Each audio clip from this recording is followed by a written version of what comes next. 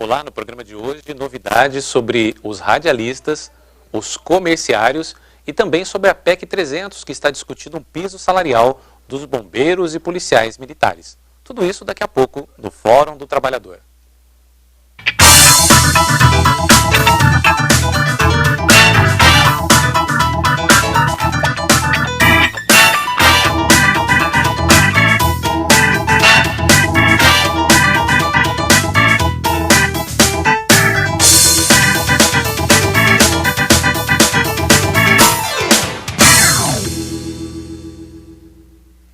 E no programa de hoje, recebendo os convidados, Clodoaldo Carmo Campos, do SEAC, e o Antônio Marcos Batista, o Marquinhos do Sindicato dos Radialistas do Estado de São Paulo, ele que é diretor regional. Marquinhos, seja bem-vindo ao Fórum do Trabalhador.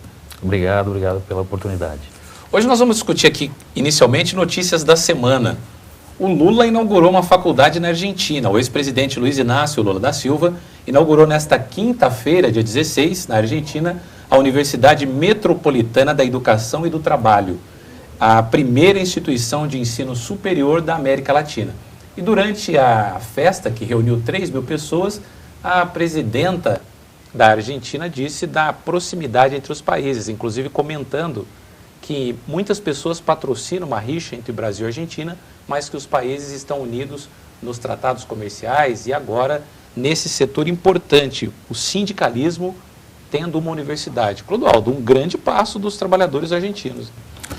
Isso, André, aqui para a América do Sul, né, é um grande passo via Argentina que o trabalhador tem essa oportunidade de ter uma faculdade, né? Agora, vale lembrar também que o México é um dos países mais antigos e que também é da América do Norte e que tem também universidades, bancos, que os trabalhadores e que os sindicatos gerenciam. E lá essa oportunidade deu muito certo, tanto que agora a Argentina entrou com esse projeto e que também vai dar certo com certeza. Uma universidade com 8 andares, isso vai possibilitar a qualificação em vários setores, um investimento importante, não, Marquinhos, para o trabalhador, esse investimento na formação acadêmica? Com certeza. Eu concordo também que é um investimento de grande valia, né? É um passo a mais, né? Eu acho que a gente tem que sempre pensar adiante, pensar no próprio trabalhador, pensar no nosso futuro. Nós sabemos que as leis, inclusive, são muito diferentes, tanto da Argentina quanto do Brasil e países da América do Sul, mas não deixa de ser um investimento de grande valia e também um espelho para que a gente possa seguir aqui também, né? Alguns sindicatos brasileiros têm feito parcerias com universidades para ganhar desconto em meia bolsa, desconto nos cursos, mas de ter a sua própria formação é alguma coisa que o movimento sindical já pode começar a pensar, não é, Clodoaldo? Podemos pensar, André, porque, veja bem, hoje o movimento sindical poderia tomar como modelo isso da Argentina e tentar, via FAT, via BNDES, o porquê não também de desenvolver um projeto, né, das universidades, faculdades, cursos e outros cursos para os trabalhadores. Nós temos que abrir a discussão do pré-sal. Pré-sal, nós sabemos da riqueza que tem aí e que até agora os trabalhadores ainda não se movimentaram para buscar o seu nicho, a sua participação dentro desse recurso. Pode aí ser também uma grande ideia. Até porque é um volume muito grande de recursos que vão ser gerados e um país que quer avançar como o Brasil, se consolidar como nação, precisa desse investimento forte na educação e nos trabalhadores, né? Tudo, na minha opinião, passam pelos trabalhadores, né, André? Porque eu acho que 90% da população brasileira são trabalhadores. Porque eu vejo assim, se ele é um microempresário, se ele é um pequeno proprietário, ele também é um trabalhador. Ele está prestando serviço também. Por exemplo, na minha categoria, o dono de um escritório de contabilidade, um contador, ele tem 3, 4 funcionários, né? Mas esse contador, eu considero ele também na categoria de trabalhadores. Por quê? É um pequeno proprietário e que também tem a sua luta do dia a dia para a sua sobrevivência e também o subsídio da sua família. Então, na minha opinião, todos são trabalhadores, tudo tem que passar pelos trabalhadores e para os trabalhadores. Tanto da educação como da saúde, do transporte, do lazer, o trabalhador e seus sindicatos, né, suas federações, confederações, tem que estar muito atento a isso e chamo, então, esse alerta via pré-sal, porque por ali podemos construir diversas universidades. Se por um lado a Argentina está fazendo universidade para trabalhador, aqui essa semana também foi veiculado que o Brasil está mudando a legislação para permitir que profissionais de outros países venham trabalhar aqui. Nós temos dificuldade, você citou o pré-sal, engenheiros desse setor, o número é muito reduzido, então é necessário que venham profissionais de fora. Também na medicina, o Brasil já está estudando autorizar diplomas, como acontece na Europa, nos Estados Unidos. Espanhóis e portugueses estão muito interessados em vir prestar serviços aqui e seriam destinados para regiões onde existe muita demanda. Chega a ser temerário essa participação do profissional estrangeiro ou nesse período em que existe esse vácuo é importante ter, Clodoaldo? É importante ter, viu, André? Porque eu acho que o mundo está globalizado e assim como um todo. Assim como nós temos diversos profissionais em diversas áreas do Brasil atuando em outros lugares, por que também não ter a oportunidade de outros países virem para cá? Na área de TI, por exemplo, né, que é a tecnologia da informação, nós temos o Canadá hoje chamando os brasileiros. Então, é uma troca de informações, é uma troca de aprendizado, que eu entendo que isso é benéfico para toda a população. Marquinhos, no seu setor, na radiodifusão, na radiocomunicação em geral, existe essa falta de mão de obra? Existe a necessidade de importar profissionais ou aqui o mercado já está bem servido? Não, na verdade, André, nós temos, a gente parte pelo seguinte princípio, o sindicato nosso, sindicato de rádio e TV, ele é regido por uma lei própria. Então, além da especialização na mão de obra, nós temos um registro profissional que regulamenta a nossa profissão. Então, todo trabalhador, para ingressar em rádio e TV, ele tem que ter um registro prévio que o Ministério do Trabalho fornece. Então, significa o seguinte, por exemplo, que para você ser funcionário de uma empresa de rádio e televisão, você tem que primeiro se formar. Você tem que ser um profissional completo. Né? Não é possível você simplesmente começar na nossa categoria com aprendizado e depois ir galgando, por exemplo. Você tem que primeiro se formar e depois você vai conseguir os próximos passos aí, que são funções com um nível superior. O que acontece hoje na nossa categoria? Muitas pessoas, pelo nível salarial muito baixo, entram nas empresas, como a gente disse, pela porta de trás. Não tem formação, não procuram a faculdade, né? E isso, infelizmente, acaba prejudicando a categoria, né? Principalmente no que a gente fala em relação ao salário, né? Condições de trabalho e tal. Quando um profissional se forma, ele faz uma faculdade, faz um curso específico e ingressa na categoria de forma correta, ele tem uma valorização maior, né? Então, esse profissional é buscado. Esse profissional, a gente ainda tem em falta, né, esse profissional. Porque tem muito no mercado profissional que, na verdade, se forma, né, mas ele não se sujeita a trabalhar pelo salário que nós temos, pela remuneração que é dada hoje, né? Então, infelizmente, a gente ainda tem esse déficit de profissional nesse sentido, né? E, em contrapartida, as empresas também acabam não valorizando o profissional, né? Por acreditar em ter essa facilidade em contratar sem o registro, acaba formando, não valoriza, e isso tem dificultado muito o nosso trabalho. A gente acompanha pelo noticiário várias incursões do Ministério do Trabalho e muitas vezes as equipes de reportagem denunciando situações de irregularidade.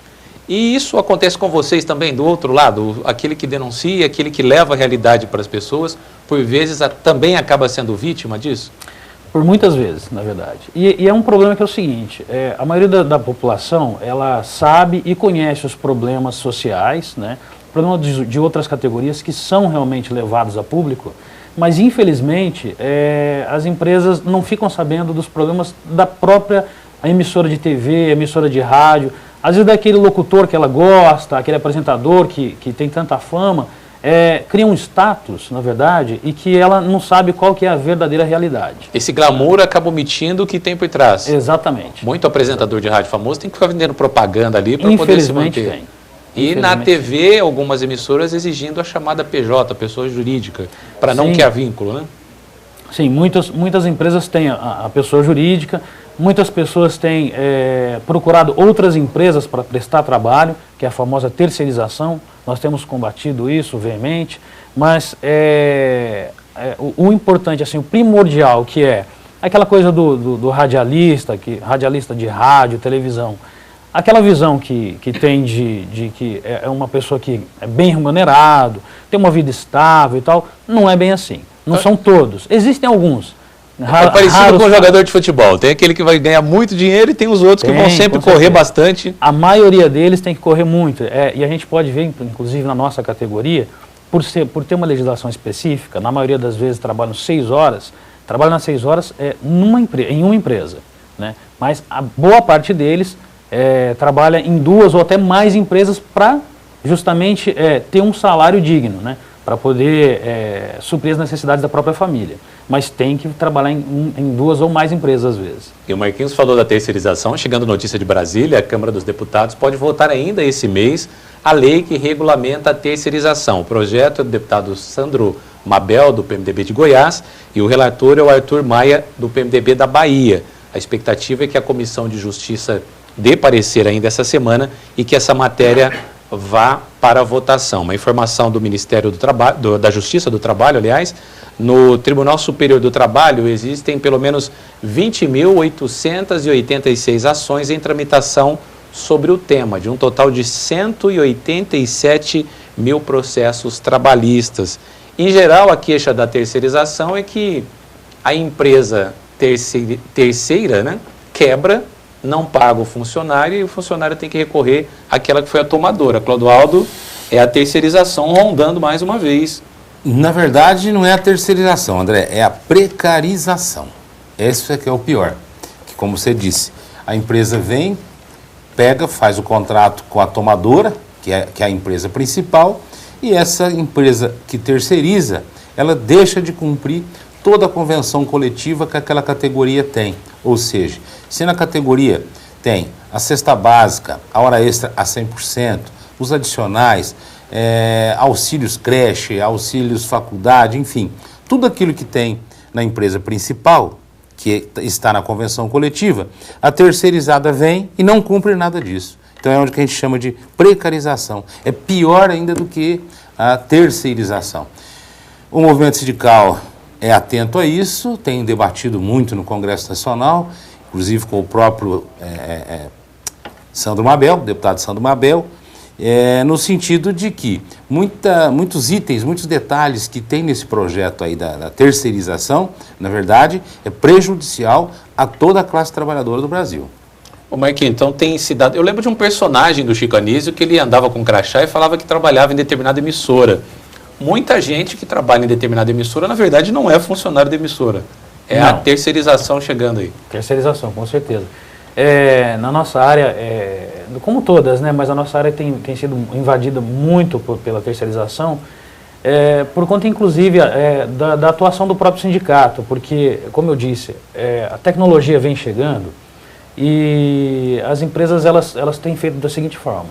Ela compra equipamento bem atual, evolui muito no operacional, porém, o trabalhador não deixa de executar determinadas funções.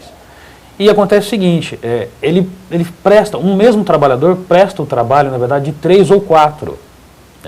E a nossa lei ela é específica e ela diz que, num caso desse, ele tem que ser remunerado conforme os trabalhadores. Tem o percentual que gira de 10% a 40% ou uma dupla função. E as empresas têm feito muito isso, de, na verdade, buscar a evolução do equipamento, a tecnologia e tal, e acaba prejudicando o trabalhador que exerce várias funções, mas não tem a remuneração adequada para isso. E quando o sindicato vem e atua e exige que a empresa faz isso, normalmente uma das opções é tentar a terceirização. Você tocou um ponto importante da modernização. No FM, por exemplo, está assumindo a figura do operador de áudio. Antes ele ficava no aquário de um lado, o locutor de outro, e agora o locutor ele atende o telefone, ele solta as vinhetas, ele faz a programação das músicas, ele fica praticamente sozinho no estúdio. E isso acaba... Quais as consequências disso no mercado de trabalho dos profissionais de rádio? Na verdade, isso vem ocorrendo muito nas emissoras FM, né?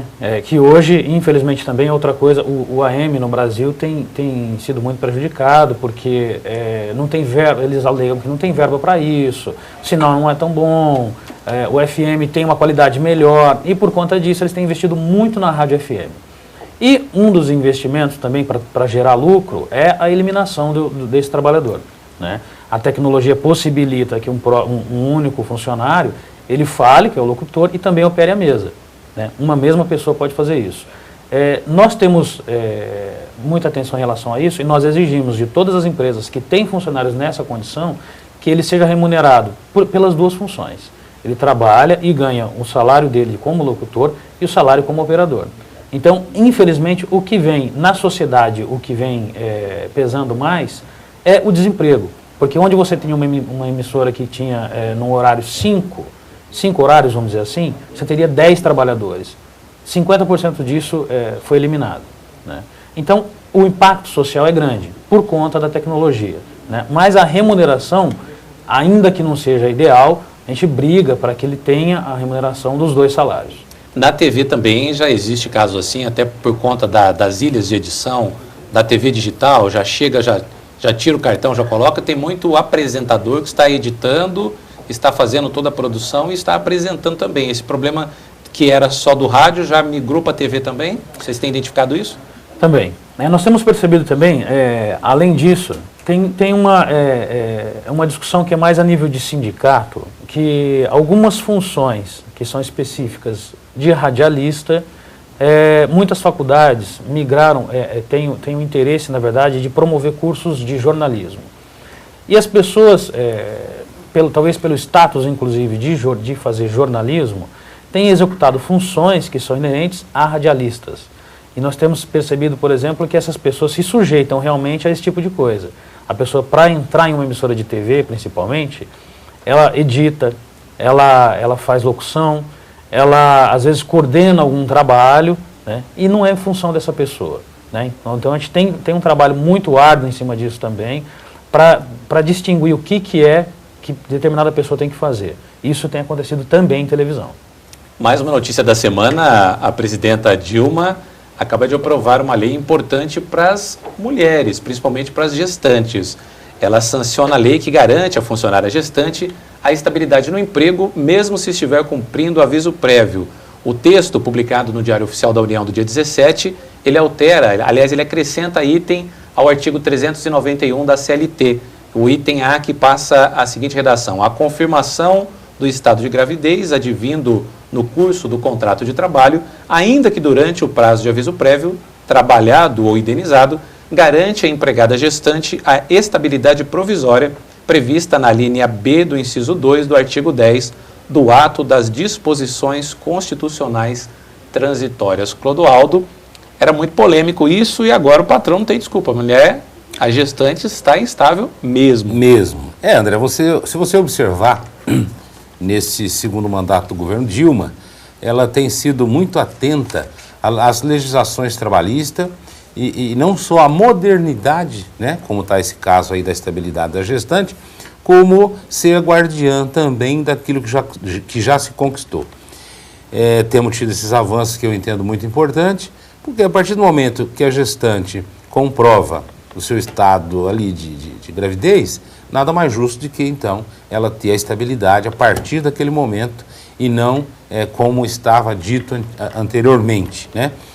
Que ali ainda tinha uma válvula que dizia, não, mas você estava no período de experiência, então você não pode ter estabilidade, enfim. Agora não, normatizou, regulamentou, comprovou a gravidez, ela tem a estabilidade, isso é muito importante. Marquinho, na TV, até pouco tempo, a grávida não aparecia. Agora virou moda as apresentadoras gestantes, fazendo os telejornais. Isso virou também uma grife para as emissoras. Elas têm garantido os seus direitos ou também têm dificuldade? Na verdade, não só na TV, mas em toda a sociedade, todo trabalho, né, a mulher em si tem se mostrado mais, né? A mulher, ela tem buscado mais seu espaço. E inclusive, eu acho que a própria mulher ela ainda tinha um receio ainda de fazer essa aparição em público, né, mostrando a gravidez.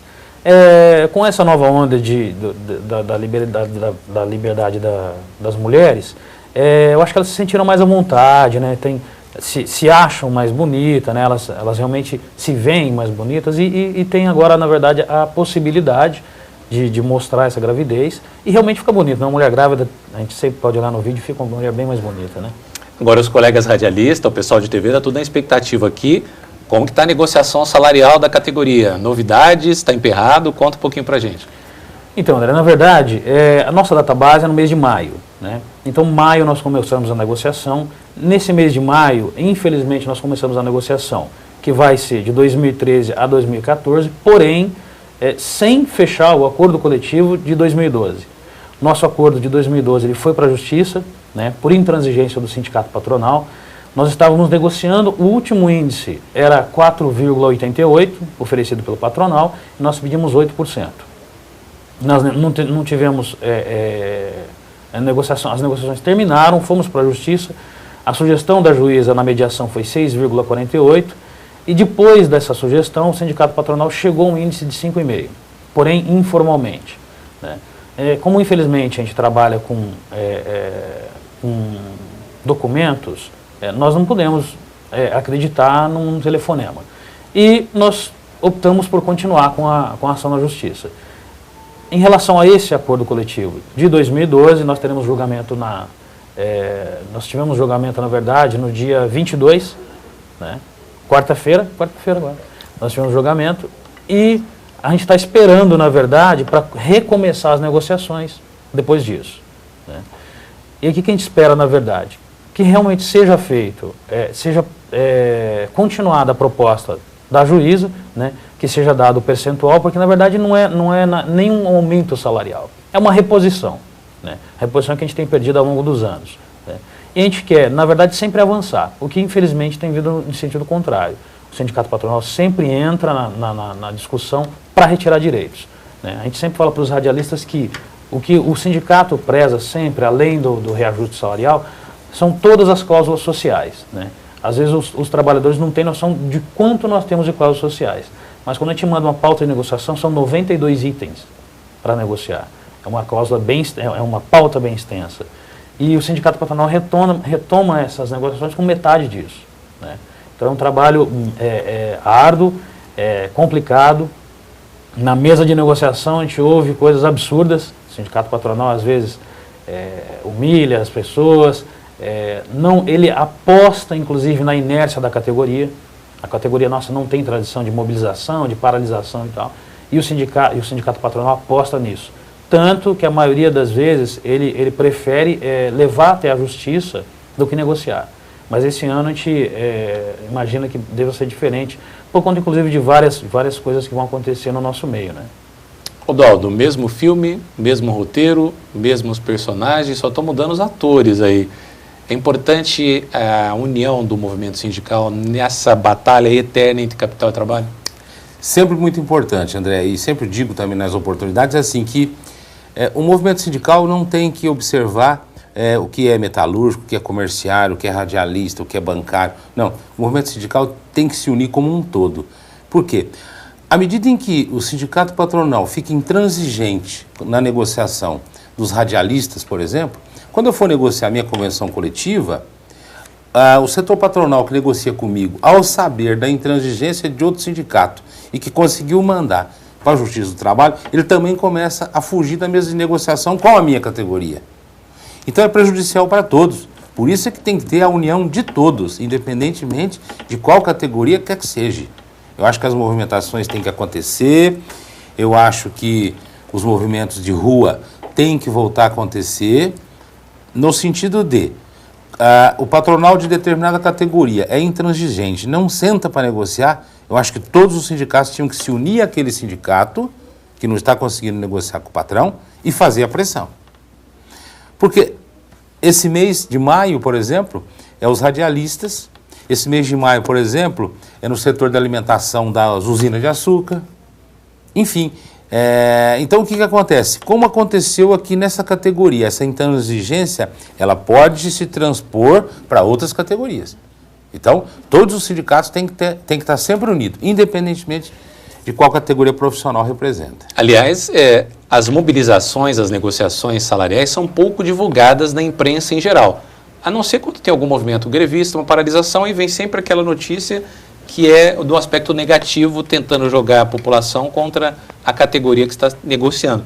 No caso do radialista e do do jornalista, do comunicador em geral, é mais difícil, porque é o patrão que comanda o órgão de divulgação. Então, por vezes, as pessoas não têm notícia de que acontecem campanhas salariais e que também tem dificuldades. Como trabalhar isso, Marquinhos?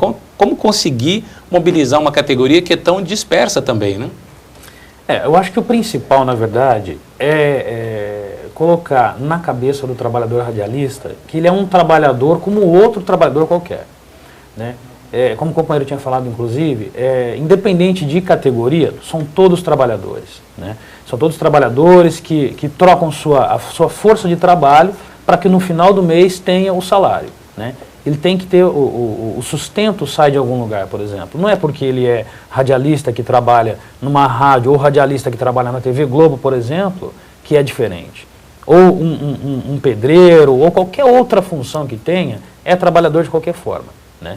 Então, o nosso desafio, na verdade, primeiramente é mostrar para esse funcionário, para esse radialista, que ele é um trabalhador. Ele está inserido na categoria como trabalhador, ele depende disso. E para isso, ele tem que se mobilizar, tem que ser uma pessoa consciente que se não partir dele, se não partir da mobilização dele, é muito difícil que o sindicato sozinho, sindicato quando eu falo em termos de direção, a direção sozinha consiga alguma coisa. Então, a gente tem feito um trabalho de divulgação nos nossos boletins, a gente tem usado muito a internet em relação a enviar e-mails, a enviar torpedo nos aparelhos de telefone celular, para tentar mostrar para essa categoria, na verdade, que ela precisa estar atenta ao que tem acontecido, né? E na nossa categoria também tem um outro problema, que é o seguinte: além das negociações, aliás, no momento das negociações, o sindicato patronal usa de estratégias meio complicadas para nós. Recentemente, inclusive, ele lançou uma informação que daria um reajuste de 12,5%. Somente isso. Mas, na verdade, as pessoas se atentam ao número de 12,5% e não querem saber exatamente o que significa esses 12,5%. Né? Por trás disso tem muita coisa ruim, muita pegadinha que a gente chama. E o trabalho nosso é desmistificar isso. É correr atrás para falar para eles: olha, não é bem assim, corre atrás de toda a informação. Isso é muito prejudicial e a gente tem um trabalho muito grande para fazer isso. E é justamente para o seu associado ou para o seu representado que você vai deixar uma mensagem agora para todo mundo da rádio comunicação, em geral, radialistas, os operadores, os jornalistas, a mensagem do Antônio Marcos Batista, que é diretor regional dos sindicatos de radialistas do Estado de São Paulo. Bom, eu queria falar para vocês o seguinte, na verdade. Como todo trabalhador no Brasil, a gente precisa se unir, precisa perder o medo, precisa tirar aquela visão de que se você falar alguma coisa, se você denunciar, se você fizer algo que vai contra o seu patrão, você vai ser demitido, você vai ser, você vai sofrer represália. Nós somos todos trabalhadores, nós precisamos nos unir, nós precisamos ter o auxílio de outro, precisamos confiar no sindicato. O sindicato tem feito um trabalho árduo, um trabalho duro para que nós possamos ter os resultados na qual todo trabalhador merece. Então você junte-se ao sindicato, procure a sede do sindicato, filie-se. O sindicato patronal, os patrões sabem e medem a força do sindicato, da categoria, através inclusive da nossa sindicalização. Então vamos ser fortes, vamos ser unidos para a gente conseguir melhores resultados, melhores salários e preservar as condições de trabalho nossas também. Muito obrigado ao Marquinhos. E agora eu quero chamar uma reportagem que eu fiz com o presidente da Federação dos Comerciários. Esteve aqui em Ribeirão Preto na última semana, participando de uma atividade muito interessante, mobilizando todos os comerciários, trazendo informações principalmente da recente regulamentação da carreira. Vamos à entrevista com o Mota.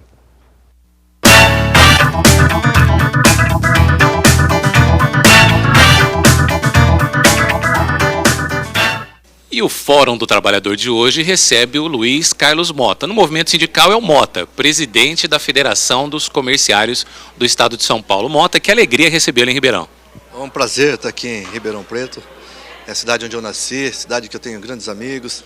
E principalmente, né, a visita a um sindicato forte, o sindicato, né, que tem dado exemplo para a gente aí no Estado de São Paulo, pela maneira como a Regina, o Oscar, que é hoje vice-presidente da nossa federação, administra esse sindicato. Então, para a gente é um motivo de orgulho estar aqui visitando essa estrutura belíssima que com certeza, né, tem atendido os anseios dos trabalhadores aqui de Ribeirão Preto. Os comerciários sempre têm uma agenda muito grande, sempre participando de todas as mobilizações. A que se deve especificamente essa visita sua nessa época aqui em Ribeirão? Olha, isso vem, né, dentro de um projeto da nossa diretoria na federação de valorizar a categoria comerciária. E uma deliberação do nosso último congresso, que a gente fizesse essas visitas, discutisse com os dirigentes sindicais nossos, com os funcionários de sindicato, os projetos, né, que a gente tem daqui para frente. Logicamente que esse ano nós já tivemos uma grande vitória, que foi a regulamentação da categoria comerciária, sancionada pela presidente Dilma agora no mês de março. Então isso dá para a gente, como dirigente sindical, né, a condição e mais responsabilidade, né, de dizer aos comerciários o que vem a ser esse projeto, o que vai influenciar daqui para frente, né, os trabalhadores no comércio. Então isso é muito importante. Então a gente tem vindo, discutido bastante, discutindo também alguns problemas que a nossa categoria tem, mas principalmente valorizar os comerciários do Estado de São Paulo. Esse é o nosso objetivo, esse é o nosso compromisso, né, com os nossos dirigentes sindicais. E nessas visitas que a gente faz, aqui em Ribeirão não é tanto porque o sindicato tem muitos benefícios, o sindicato tem feito um excelente trabalho. Mas em outras localidades a gente tem levado alguns exemplos, né, como o de Ribeirão, para que o sindicato possa trazer mais benefícios para a categoria. E a federação tem ajudado muito nisso. Então esse é o nosso projeto, da nossa diretoria na federação, e nós estamos fazendo isso com muito carinho e tem dado muito resultado. Isso é muito importante. É uma das categorias mais antigas da humanidade. Por que no Brasil demorou-se tanto tempo, e a gente até acompanhou a mobilização tua, dos companheiros, é uma vitória a ser muito celebrada e tem que ser muito enfatizada. Mas por que demorou-se tanto para esse reconhecimento? Olha, eu acho que a gente chegou à conclusão, nós, como os dirigentes da nossa federação, assumimos a diretoria da Confederação em Brasília o ano passado e nós fizemos um grupo de dirigentes sindicais, desses dirigentes novos que estão chegando agora, para saber por que esse projeto não andava dentro do Congresso Nacional. E a gente descobriu que o projeto que estava circulando eram vários projetos que estavam dentro do Congresso Nacional, mas o projeto dizia muitas coisas da regulamentação da profissão. Então nós fizemos uma comissão, fomos conversar com a parte patronal, fizemos uma comissão nossa de empregados, a CNC fez uma comissão de dirigentes dele e nós começamos a discutir o que estava dentro do Congresso Nacional. E chegamos a um consenso que tinha muitas coisas que estavam, né, paradas lá dentro do Congresso por não atingir, e não atendia a parte patronal. Então elaboramos esse projeto que atendia as duas partes e aí sim procuramos o senador Paulo Paim, que era autor de um dos projetos que estava lá dentro, e aí o projeto começou a andar. Então acho que foi a união da classe empresarial com a de trabalhadores que fizeram esse projeto andar dentro do Congresso Nacional. A mobilização dos trabalhadores nunca para. Estamos celebrando o reconhecimento da categoria, mas tem bandeiras que são içadas e que são combatidas diariamente. Vocês têm um trabalho interessante no combate ao trabalho infantil, por exemplo. Eu gostaria que você falasse sobre isso. Realmente, eu acho que a gente tem praticado um sindicalismo que sai um pouquinho das questões trabalhistas, né, das questões sindicais e passa por uma questão social. E nós temos esse trabalho desenvolvido, né, inclusive com o Ministério Público, participamos de conselhos do PET e nós temos aí feito grandes trabalhos no Estado de São Paulo, erradicando o trabalho infantil, né, fazemos muitos trabalhos com algumas prefeituras como a do Vale do Ribeira. Fizemos em Diadema um projeto que fala Escola e Comunidade, Criança Não Trabalha.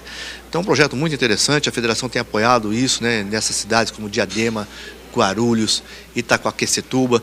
Então são projetos que têm dado certo e a gente tem levado, onde a gente tem ido, né, esses exemplos e fazendo parcerias com as prefeituras municipais. Então acho que é um trabalho sério e que tem, né, sido gratificante para nós como dirigente sindical. Com o advento dos hipermercados, dos shoppings, o trabalho de domingo passou a ser uma constante na maioria das cidades. Tema polêmico e eu gostaria de saber o posicionamento da federação com relação a isso. Olha, a federação, né, fica muito à vontade para falar sobre esse tema, porque tem localidades e cidades pequenas do interior que não trabalham nem de sábado depois do meio-dia. E aí você tem que encarar as grandes cidades, né, onde o trabalho quer trabalhar de sábado, domingo, feriado. Nós não somos contra, eu acho que a gente só tem que regulamentar, né, a questão da jornada de trabalho. Eu acho que nós não podemos mais trabalhar de 52 a 54 horas semanais, isso é humanamente impossível. Nós já temos, né, inclusive estatísticas, inclusive do Ministério do Trabalho, onde o maior índice de funcionários afastados por doença, depressão, estresse está no comércio. Eu acho que é devido a essa carga excessiva, as pressões para cumprir metas. Então eu acho que essa questão é muito bem clara, nós não somos contra, nós só queremos que respeitem, né, o turno de trabalho e a jornada de trabalho semanal dos comerciários, que está clara, inclusive, nesse projeto da regulamentação. comerciário é 8 horas diárias e 44 semanais. Agora, uma das grandes bandeiras nossa também, juntamente com as centrais sindicais, é a questão da redução da jornada de 44 para 40 horas semanais.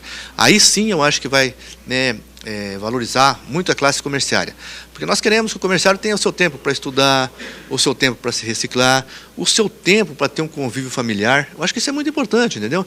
E eu acho que o trabalhador, trabalhando motivado, ele vai trabalhar muito mais contente e vai render muito mais para a parte patronal. Então, essa é uma das bandeiras, né, que nós estamos junto com as centrais sindicais e insistindo para que a presidente Dilma ouça os trabalhadores e estude esse assunto da redução, que é muito importante para todos os trabalhadores brasileiros. Quando você fala em tranquilidade para o trabalhador, ele deve ter a tranquilidade de ter uma habitação, e vocês também têm uma preocupação com isso, algumas parcerias, alguns programas com relação à habitação. Exatamente, né? Nós, desde 2006, nós temos uma cooperativa habitacional que tem trabalhado nessa área, já construímos mais de 10 mil casas no estado de São Paulo.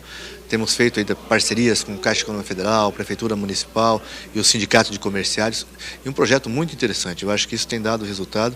E também nós estamos aqui oferecendo, né, para o pessoal, o sindicato aqui de Ribeirão Preto, como na região, tivemos em Franca ontem. Então esses são projetos que a gente realmente se sente à vontade para falar, a gente conhece e atinge, né, os comerciários de uma maneira bem simples. Mota, você é da Executiva Nacional da Força e recentemente estive nos representando na OIT. Conta um pouquinho dessa experiência e desse trabalho internacional já, né?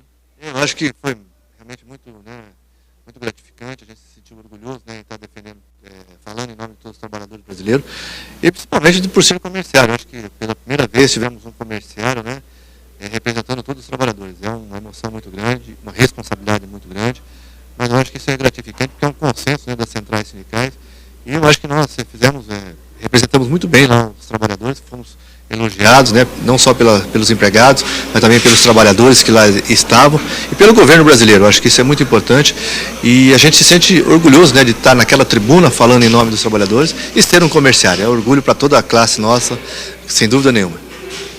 Mota, a sua mensagem para o trabalhador ribeirão-pretano e em especial para o comerciário.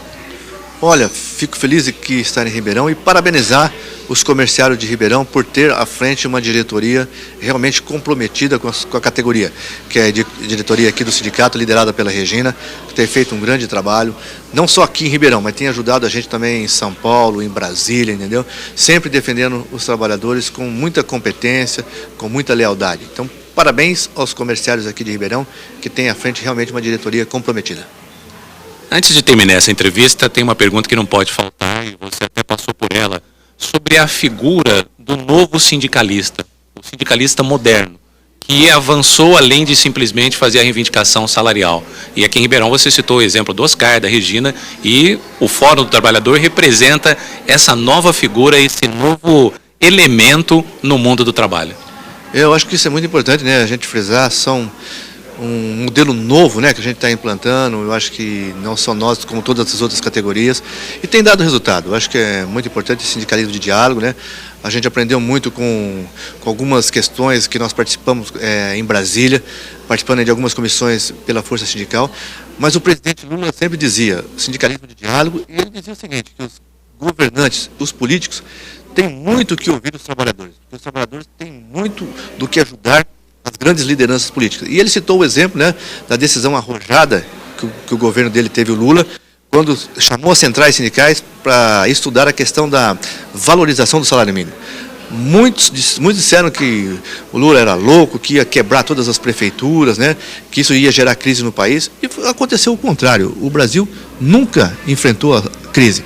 E o Lula dizia, quando veio aquela crise, que isso era uma marolinha. E realmente foi. E graças à decisão arrojada do governo Lula, juntamente com as centrais sindicais, né, de ter feito aquele projeto de valorização do salário mínimo. Aquilo aqueceu a economia. Pelo contrário, não quebrou nenhuma prefeitura. Aqueceu a economia e quem ganhou, logicamente, foi os patrões. O comércio ficou aquecido e está aí até hoje, né, essa questão de valorização do salário mínimo, reajustando mais do que a inflação e teve dado resultado. Então, parabéns pela visão, né, do presidente Lula naquela oportunidade. E ele disse, os governantes, os políticos, têm que ouvir os trabalhadores. Os trabalhadores têm muito que ajudar. E vem aí no seu exemplo, de um sindicalismo moderno, de dirigentes novos, modernos, e que tem dado resultado.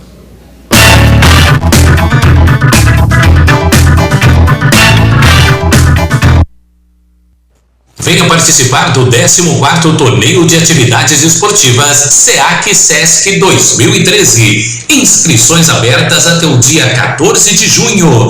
Traga sua equipe, participe. Modalidades: truco misto, futsal masculino e feminino, vôlei masculino e feminino, tênis de mesa misto, dama misto. Informações no SEAC, fone 3610-3310.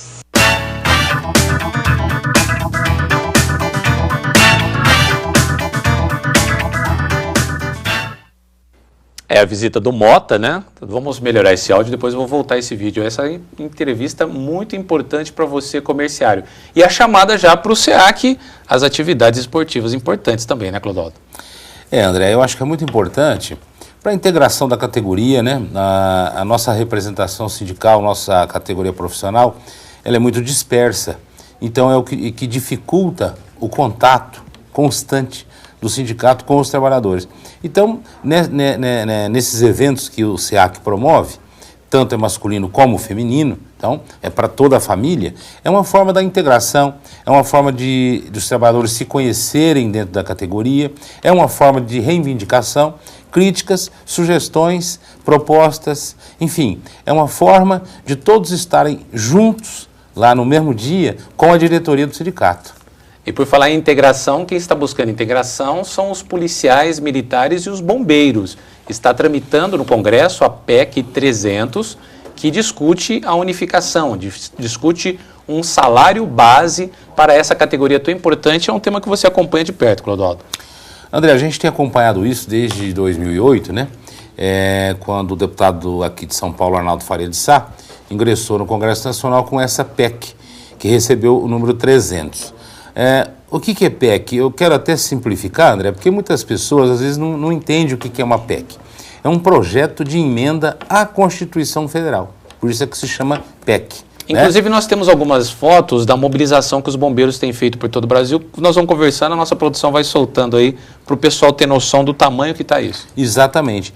Então, André, essa PEC 300 tem recebido diversos pedidos de diversos parlamentares no sentido de que esse projeto venha logo à votação em plenário, que venha à discussão em plenário. E não tem conseguido o seu objetivo. Ou seja, a mesa diretora da Câmara não coloca esse projeto em discussão e votação, que é um projeto muito importante. Por quê?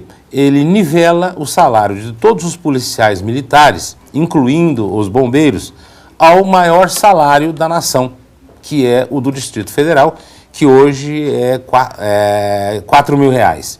Esses R$4.000 é de 2012, né? E que então não teve ainda as negociações de 2013. Por isso que a gente está falando dos R$4.000, que são referentes ao exercício de 2012. Daí depois nós temos aí no meio do caminho, por exemplo, só como exemplo, São Paulo, 2.365. E temos o menor, que é no estado do Paraná, 1.219. Então, você vê aí a disparidade salarial. Não que isso signifique que a violência vai diminuir, que o que tem acontecido hoje vai diminuir em função desse reajuste salarial. Não. Porque todo policial militar do Brasil inteiro, independentemente da sua remuneração, sai para trabalhar, cumpre com suas obrigações, tá? Isso é a grande maioria, trabalha, luta, mesmo com salário inferior a outros estados, né? Mas por questão de justiça, eu entendo que os salários então teriam que ser nivelados igual ao maior, ou seja, o Distrito Federal. Aqui, vamos passar por essa tabela. Eu vejo o policial de São Paulo ganhando 2.365 inicial. No estado em que a inflação é muito maior, o custo de vida é muito maior, e que a quantidade, a população é maior e a periculosidade também é maior. São Paulo, e vamos procurar aqui na tabela o Rio de Janeiro. Cadê o nosso Rio? Nosso querido Rio de Janeiro aqui não está nem na minha primeira página, deve ter lá na última. Inicial no Rio de Janeiro, R$ 1.450. Salário que um estagiário, dependendo da empresa, ganha aqui. Complicado isso, hein? Complicado isso. E aí como é que a gente cobra daquele policial militar digno, honrado, que cumpre com suas obrigações, que defende a população de unhas e dentes até com o seu próprio corpo? Como é que a gente vai defender um salário desse, por exemplo, dentro de um estado como o Rio de Janeiro, que a gente sabe que nós temos diversos problemas, né, com tráfico, com a própria criminalidade que já se banalizou, né, não só no Rio de Janeiro, mas como em todo lugar. Nós temos São Paulo, que é o maior estado da nação, que é uma das maiores cidades do mundo, e que nós temos esse salário praticado, conforme você leu aí, no estado de São Paulo. Então, hoje você consegue em qualquer categoria um salário de R$ 1.200 e que você não vai estar exposto da forma que um policial militar e que um bombeiro está exposto. Eles são, como você mesmo diz muitas vezes, eles são chamados assim, socorro, meu Deus, polícia. Então, quer dizer, nada mais justo também de que ter uma remuneração. Não que os como eu digo, repito, não que os R$4.000 do Distrito Federal seja um excelente salário, longe disso. Mas também não podemos ter uma tabela dessa a nível nacional em que você tem um teto de 4 e que você tem um mínimo no Paraná de 1.200. E a polícia militar tem problema, tem denúncia, tem corrupção, tem maus policiais, mas a maioria do efetivo, a maioria são de homens dignos, corretos, mulheres batalhadoras e que expõem a vida diariamente. É o que o Clodoaldo falou, as pessoas criticam muito a polícia militar, mas na hora do aperto chama a mãe, chama Deus e chama a polícia militar, não necessariamente na mesma ordem. E um salário desse é interessante que seja valorizado, que seja ampliado, e a gente vai acompanhar, a maioria das federações, das centrais está apoiando essa mobilização da PEC 300, não, Clô? Todas as centrais, federações, confederações têm apoiado e, como eu disse no seu programa de rádio, é muito importante que as associações de policiais militares façam essa cobrança aos sindicatos das cidades, às federações, confederações, independentemente se estão representando o policial militar ou não, mas que traga à luz do dia, né, a realidade do nosso profissional militar. Então, eu acho que as associações dos profissionais militares teriam, não tem, que estar constantemente agora fazendo a pressão, André. Por quê? O presidente Lula dizia o seguinte, aqui em Brasília é na pressão, aqui não tem jeito, é na pressão. E eu acho que é muito claro para nós do movimento sindical, que vivemos o parlamento dia a dia e sabemos que é assim. É a pressão que funciona e tem que ser assim. E era uma categoria que não tinha muita possibilidade, até pouco tempo colocavam as mulheres para fazer os protestos, né?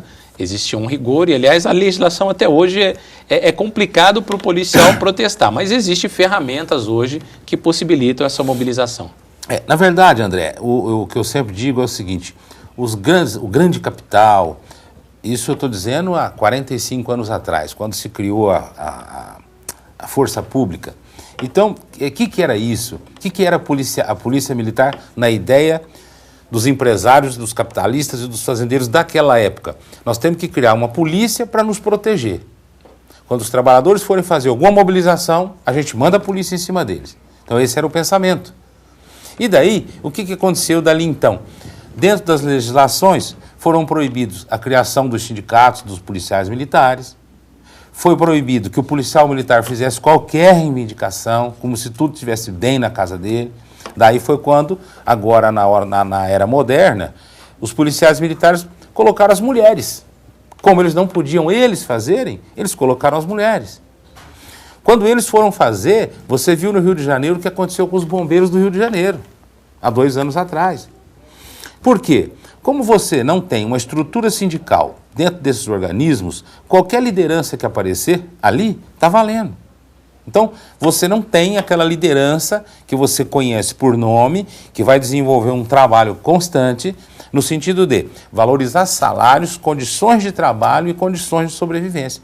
Qualquer um que subir no caminhão e dizer eu sou o líder, pode não ser um excelente líder. De repente aparece ali um maluco. Entendeu? Então, é importante que as associações dos policiais militares reivindiquem as transformações das associações em sindicatos e que os policiais militares, bombeiro, também polícia militar, que a gente conhece propriamente dito na rua, sejam também um trabalhador brasileiro. Nós vamos voltar nesse tema que é muito importante e sei que os policiais estão acompanhando o nosso programa em casa, querem mais informações. Acontece nesse final de semana a Conferência Municipal da Cidade. Eu fiz uma entrevista com o arquiteto e urbanista Lanchotti, que vai fazer essa convocação para todos os trabalhadores e para todos os telespectadores do nosso Fórum do Trabalhador.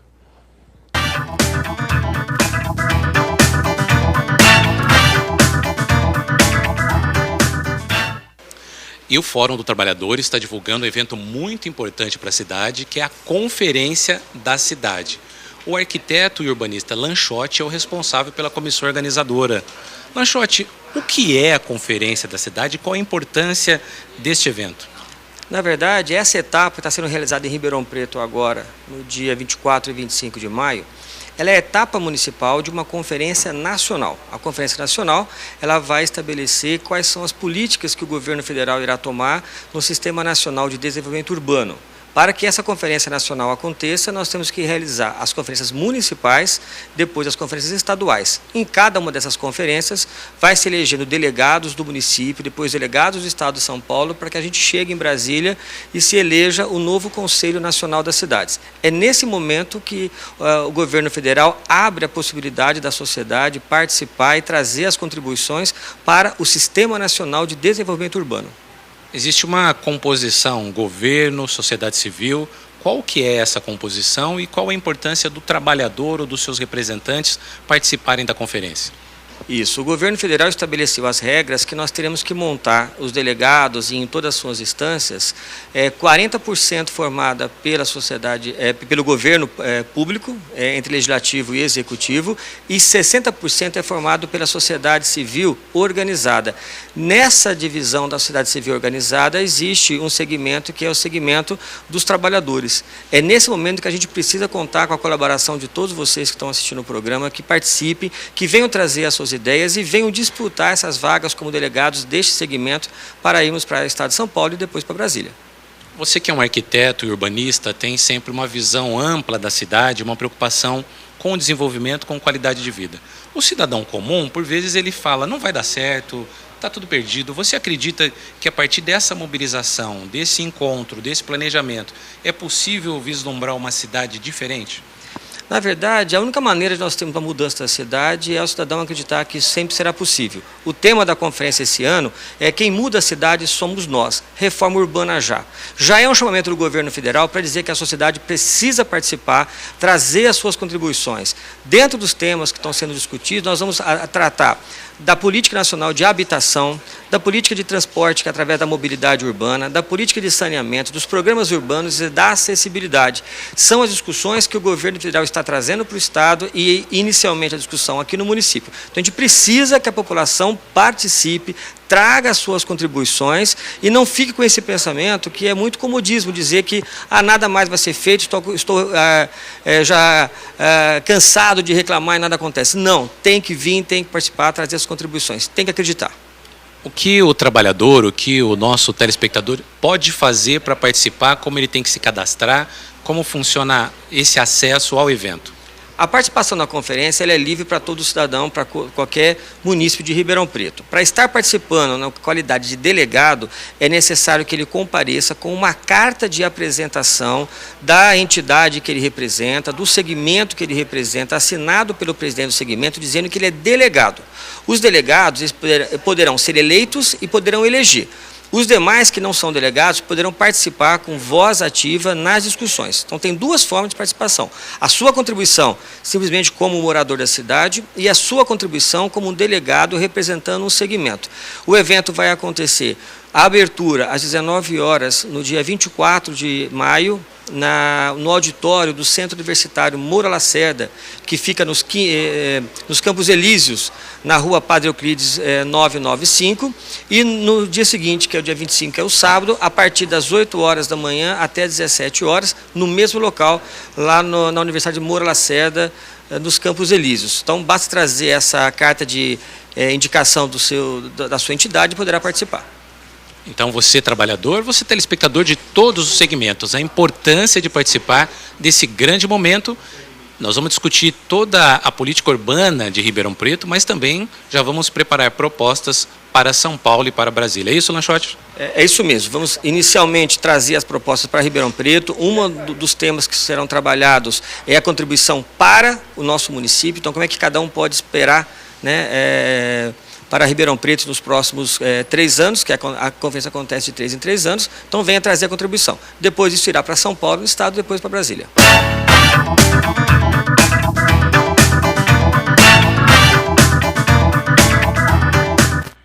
Neste final de semana, então, sexta e sábado, conferência da cidade, todos convocados, hein? A gente reclama tanto da cidade, é a chance de discutir agora a política urbana, acessibilidade, mobilidade, todos esses temas é na Faculdade Moura Lacerda, nos Campos Elíseos. E esta semana, algumas profissões estão fazendo aniversário. Vamos ver quais são as profissões da semana.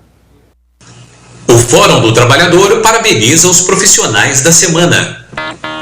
Apicultor, datilógrafo, massagista, telegrafista, costureira, trabalhador rural.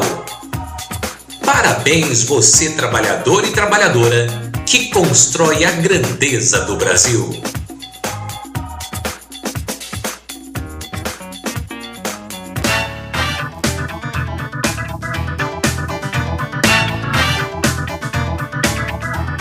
Datilógrafo. Eu lembro quando eu fui tirar o diploma de datilógrafo. Clodoaldo, algumas profissões o tempo levou, né? Todo mundo, viu, André? Inclusive eu, né? Minha primeira função foi office boy na Prefeitura Municipal de Santa Rosa de Viterbo. E todo mundo tinha que ter datilografia. E tinha que bater com os dedos corretos, senão o chefe dava bronca, né? Tinha que se usar todos os dedos e tinha ali do lado, a aula, o que você batia primeiro. Não era igual hoje o teclado do computador, que o pessoal usa 2 dedinhos e fica... Não, naquela época tinha que realmente... E não olhar no teclado. Então, mas existe ainda a máquina de escrever. Tem muitas empresas que se utilizam ainda da máquina de escrever para preencher cheque. E determinados formulários, o cartório também tem ainda... Os livros são específicos que precisa da máquina, mas já é a máquina eletrônica, né? Nós pegamos aquela época época que tinha que ter força no dedo, bater, não tinha que só encostar, não, é bater. Então, quer dizer, mas eu fico muito feliz e muito contente por eu ter tido essa oportunidade, né? De passar ali primeiro pela máquina de datilografia. Então, enfim, valorizo muito isso, viu, André? Quero dizer que comecei com 14 anos, aquela ocasião podia, né? E eu fico muito feliz por eu ter tido aquela oportunidade.